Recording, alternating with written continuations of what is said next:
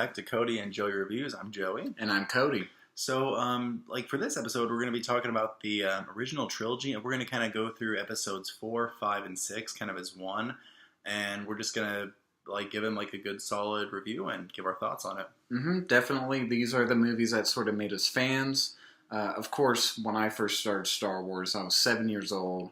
Episode 1 came out, and that's sort of what got me into here. But we thought it was a nice idea since Force Awakens came out, and since you've already watched that review, hopefully, we'll come over here and talk about our general thoughts about the original trilogy. I think these 3 films are the most iconic films ever made. Yeah. Definitely, they have their problems, and I'm sure we're going to get into them, but definitely these 3 films are probably some of the most influential films of all time. Oh, yeah. Certainly for me, for my childhood, they got me into loving films. I don't think I would be a film reviewer if it weren't for Star Wars. Definitely. But yeah, definitely these films are terrific. I've watched them so many times. Yeah, definitely. And your feelings? I mean, it's pretty much the same thing. I mean, I watched episode 1. It came when it came out in 1999. But really, it's these original 3 that really make Star Wars what it is. They've influenced pop culture. I mean, it just changed the world as we know it. Honestly, I mean, that episode 4 really changed everything. I mean, these movies, are really simple. I mean, it's just about good versus evil. But it's such a good time though. I mean, you can kind of throw away, all your worries out the window and just enjoy this film.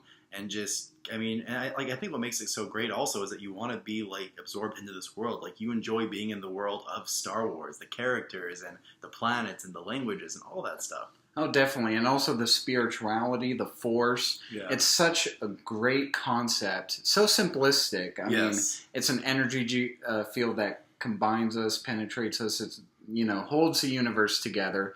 But it's so simple. It's called the Force, of course. Unintentional rhyming there. But it's so simple, but yet it's so magical. And that's what I love about it. And certainly the characters that tap into it the most, Obi-Wan and Yoda, they are actually some of my favorite characters in this trilogy because they're just so wise. They know so much about the Force. They give you such insight. I mean, almost everything they say is just phenomenal in my opinion. But definitely, these 3 films, basically, there's an empire out there. It's ruling the galaxy through fear. And it's up to the rebellion, with the help of Luke Skywalker, to sort of put an end to it. Yeah. And definitely over these 3 films, the arcs are great. We see Luke Skywalker go from a boy on Tatooine to becoming full-blown. Is he a Jedi Knight by the end of this? It's kind of pretty much. I think he is. Yeah, he basically goes through the hero's journey. He starts off as a boy, figures out he has a destiny, and then grows into the man that he becomes at the end of it.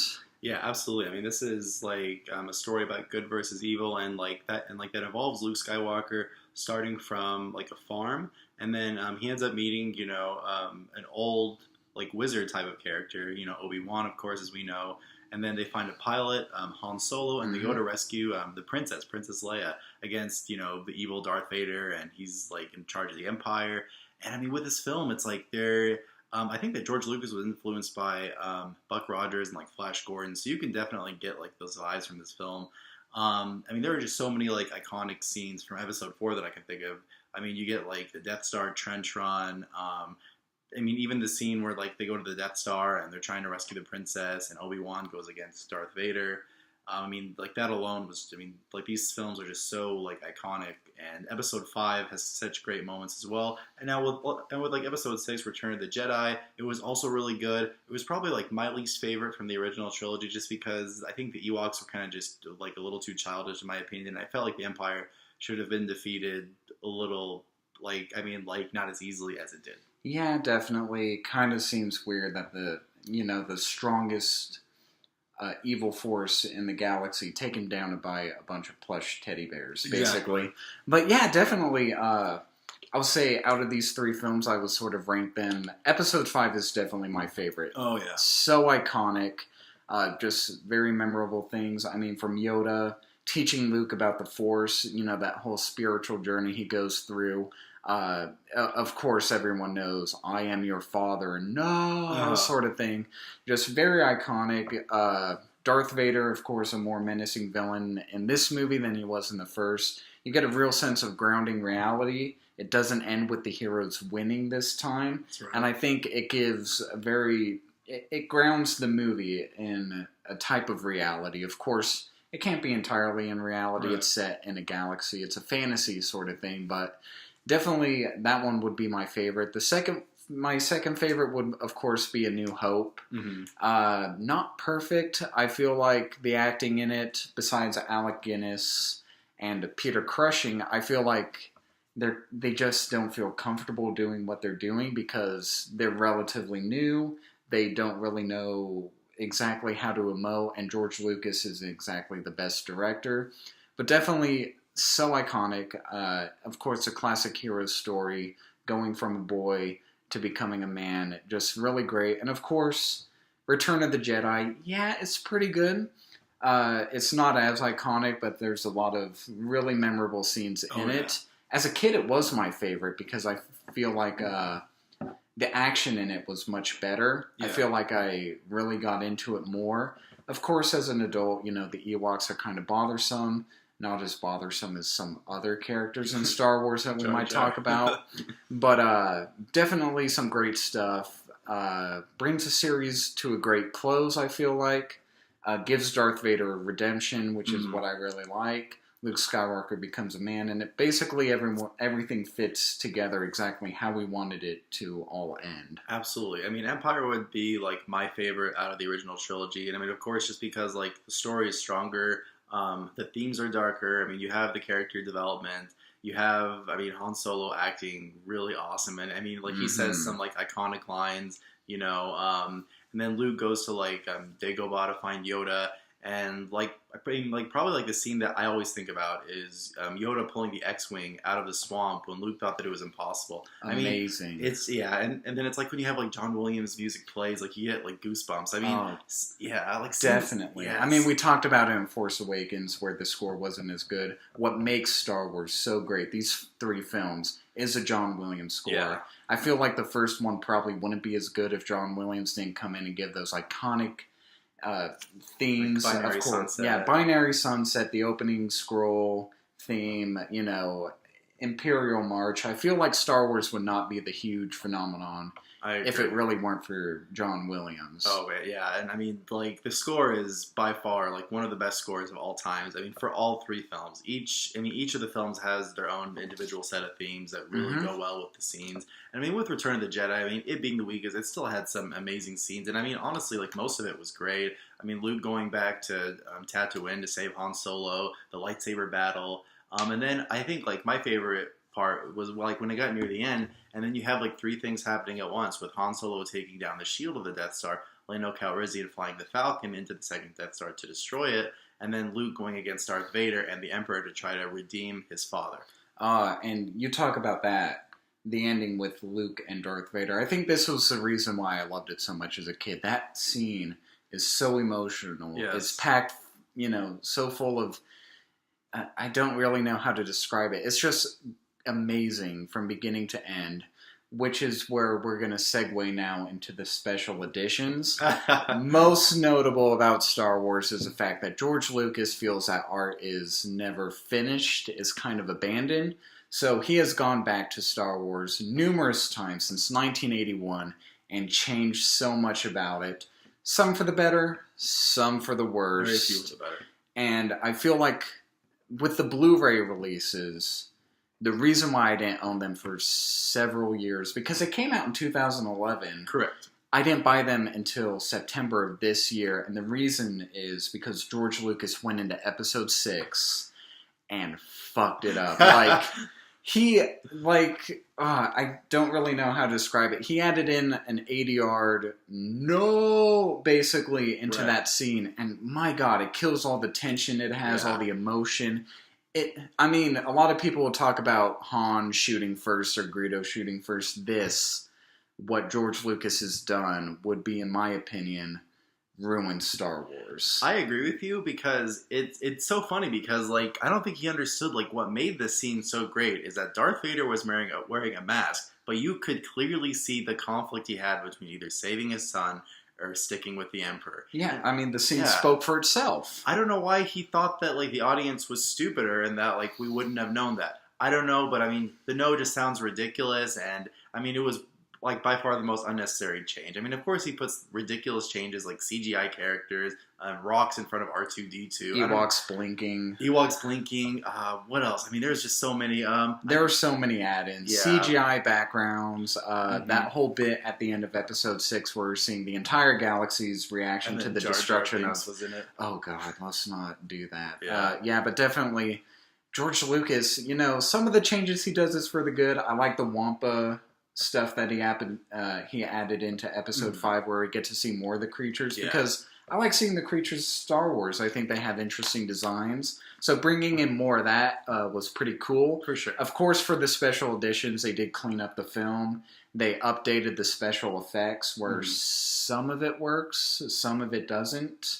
Like when they're CGIing the TIE fighters and the X-Wings, or like cleaning up how they look, it's really good, but when you add in CGI like stormtroopers or CGI creatures, it looks terrible. I agree with you, and I mean, for me, it's like I mean, part of what makes me like Episode 4 is that it's set in like 1977, and even though like it takes place, you know, in like a different galaxy, you can kind of still tell that like it's from the 70s. I mean, a lot of the characters have like really long sideburns and stuff, and for me, like I just thought that like George Lucas should have kind of kept it in the 70s in terms of like those like special effects and with like the like Death Star attack. I thought that, I mean, even though it was dated, I mean, it was like a landmark film, and I mean, like he could have both versions of the film, but at least give us that unaltered version. Yeah, what I really hate about this whole thing is that George Lucas, he's very dead set on, if he feels like a change is right, he'll make sure that that is the definitive version. Right. So the original theatrical versions, I don't think they exist anymore. I think he has gone back to the original prints and messed with them so much. He destroyed them, I think. Yeah, if they're out there, they're probably hidden. Yeah. The closest that you can come to, actually, is the last DVD release. So 2006, as a special feature, they added the Laserdisc transfers of these original 6. Whatever you do, if you can get your hands on those, watch those, because those films are perfect the way they are. Yeah, sure, it's dated. Of course, it was made in the 70s. They didn't have the technology to do what they can do now, but they work on their own, in their own universe. It all works. Yeah. Basically, it's lived in. It feels like a real universe, despite these fantastical things happening. And that's what made them so iconic. I mean, George Lucas, I guess he just doesn't understand that it's iconic for a reason. I mean, I think that, like, I'm glad that the original 3 were made at the time, because he wasn't able to add those ridiculous special effects. Mm-hmm. And I guess, like, with that Laserdisc version, the film's going to be presented in non-anamorphic widescreen. So if you have, like, a widescreen TV, it's going to look like a big black box surrounding the picture. So even though, like, it might not look as good as it should, I mean, it's still definitely worth the buy if you can find it. I mean, I know that it's pretty much really hard to find because that was like a limited release.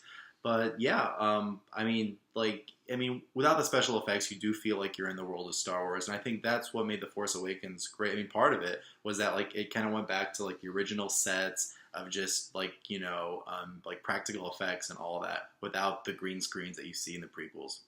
But yeah, definitely. Great trilogy overall. I would rate them. Empire Strikes Back, I would actually give the highest rating, 5 out of 5 stars.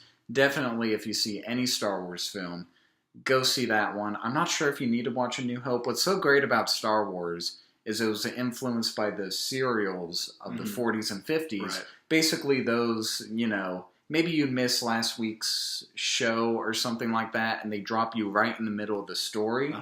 Definitely, each Star Wars film, probably besides the prequels, they just drop you right into the story right at the beginning. So I think you could walk into this film and you can understand the character dynamics. They're so simplistic anyway. You can just watch that film from beginning to end. It's amazing. Go watch that one. And of course, you know, A New Hope I would give 4 out of 5 stars. Okay. Not perfect, but definitely a good movie. Yeah. Definitely a very good child's movie. It's spiritual in its nature, just iconic. Great characters, great sets, great story. Return of the Jedi, not as good. It's definitely more flawed than all the other ones, but it's definitely a great follow-up. I would probably give it maybe 4 out of 5 stars. Actually, I'd probably give it 3.5 out of 5 stars. Definitely worth a watch, but not terrific. Yeah, and for me, I'd rate A New Hope and like Empire Strikes Back both 5 out of 5s. For me, I mean, I feel like those films are just like so like influential and like iconic in their own ways. And I mean, maybe like I think something about it, just like about the films being old, maybe makes me look at them with I mean, like without like being like too critical. Now, like Return of the Jedi, I would give, I guess, a 4 out of 5 as well. I mean, it definitely had more like apparent flaws that slightly hampered the film.